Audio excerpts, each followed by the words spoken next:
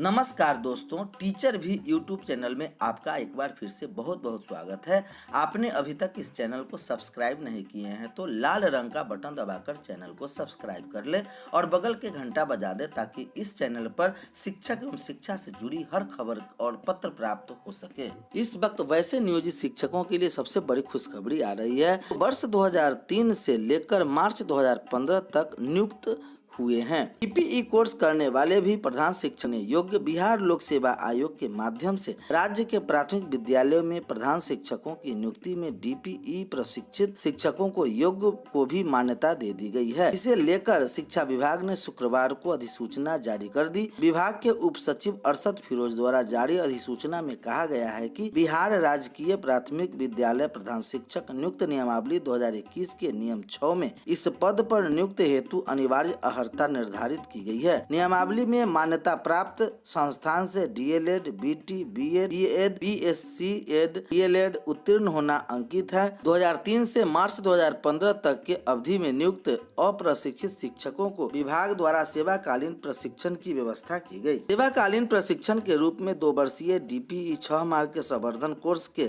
साथ कराया गया। 6 माह के संवर्धन कोर्स के साथ डीपीई को डीएलएड के समरूप माना गया है। इस सेवाकालीन प्रशिक्षण के आधार पर संबंधित प्रशिक्षित शिक्षकों को प्रशिक्षित वेतनमान की स्वीकृति भी दे दी गई है। दूसरी ओर महिलाओं शिक्षकों के लिए भी खबर आ रही है, जहां शिक्षिकाओं को मायके से ससुराल जाने के लिए अभी करना होगा और इंतजार। राज्य के 80,000 से अधिक सरकारी स्कूलों में कार्यरत वैसी नियोजित शिक्षिकाएं जो मायके में रहते ही इस पेशे में आ गई थी, उन्हें अपनी ससुराल जाने के लिए अभी और करना होगा इंतजार। उसके आसपास के स्कूल में पदस्थापित होने की चाहत पूरी होने में अभी और देर लगेगी, क्योंकि इसके लिए अब तक न तो पोर्टल बना है और न ही तकनीकी रूप से तबादले की बारी आई है। हाल यह है कि विधानमंडल के बजट सत्र में शिक्षा मंत्री विजय कुमार चौधरी ने इससे जुड़े विधायक संदीप सौरभ के सवाल पर साफ कहा कि माध्यमिक उच्च माध्यमिक विद्यालयों में रिक्त पदों पर संचालित छठे चरण के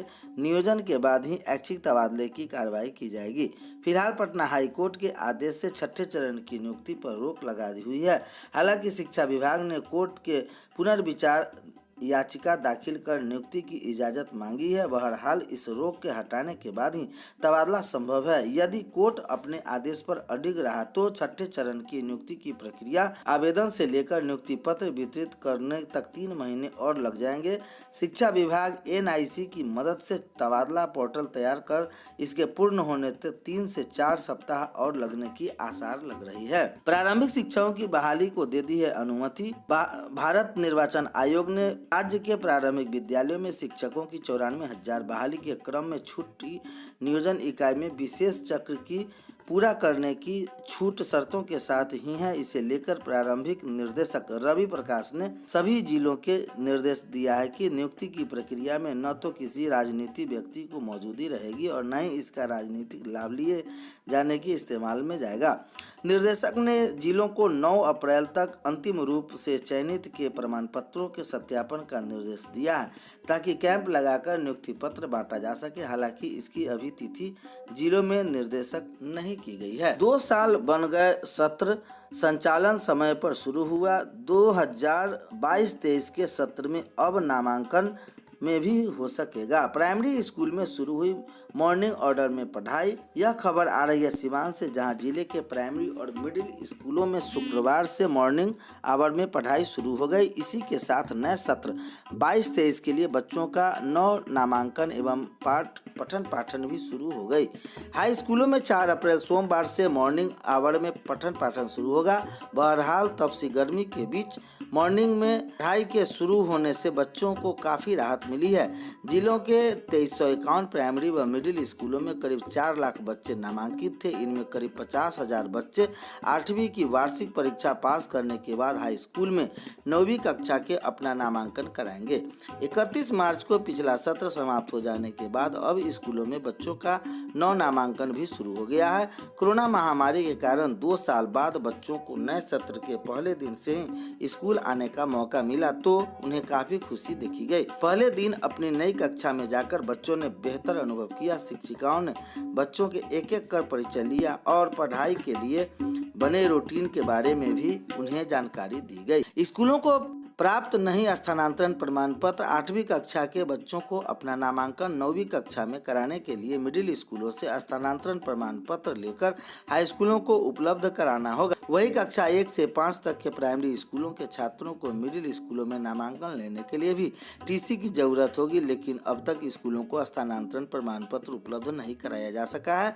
इधर बच्चे जल्द से जल्द स्थानांतरण प्रमाण पत्र प्राप्त करने के लिए ऊपर की कक्षाओं में एडमिशन ले लेना चाहते हैं। इसके लिए 1 अप्रैल से ही बच्चे और उनके अभिभावक दौड़ लगाना शुरू कर दिए हैं। मिडिल व प्राइमरी स्कूल के हेडमास्टरों को स्थानांतरण प्रमाण पत्र की उपलब्धता टेंशन में डाल दिया है। उच्च शिक्षा के सकल नामांकन अनुपात में नए सत्र से होगी बढ़ोतरी। पिछले वर्ष में राज्य का GIR मात्र 14.5% था। पिछले वर्ष 2019-20 के जरिए जारी रिपोर्ट में बिहार का ग्रॉस एनरोलमेंट रेशियो मात्र 14.5% था। इसके बिहार राष्ट्रीय औसत में 12.6% पीछे था।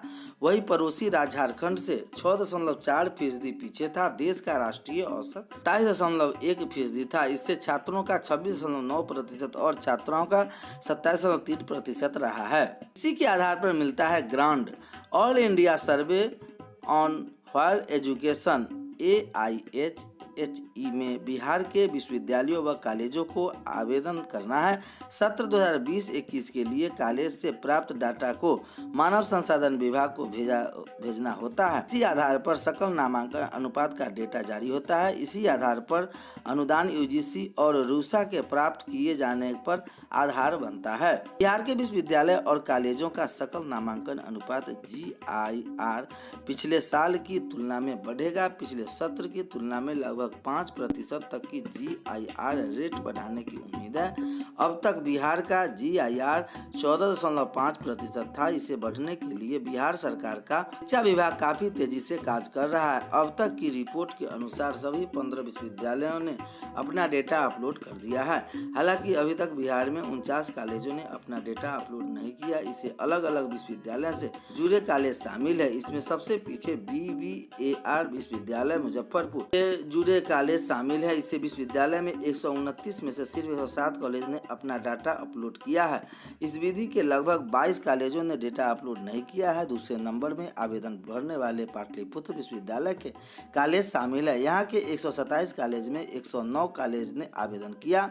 यहाँ के लगभग 18 कॉलेजों ने आवेदन नहीं किया है। इसी तरह से आर्यभट्ट ज्ञान बीवी के 9 कॉलेजों ने अब तक AISHE पर डेटा अपलोड नहीं किया है। इसके अलावा BP मंडल बिहार विश्वविद्यालय से जुड़े 7 कॉलेज और ललित नारायण मिथिला विश्वविद्यालय दरभंगा के 2 कॉलेज में आवेदन नहीं किया है। इसे लेकर बिहार के लगभग 1116 कॉलेजों all India survey and higher education पर डेटा अपलोड करना है, पर अभी तक सिर्फ 900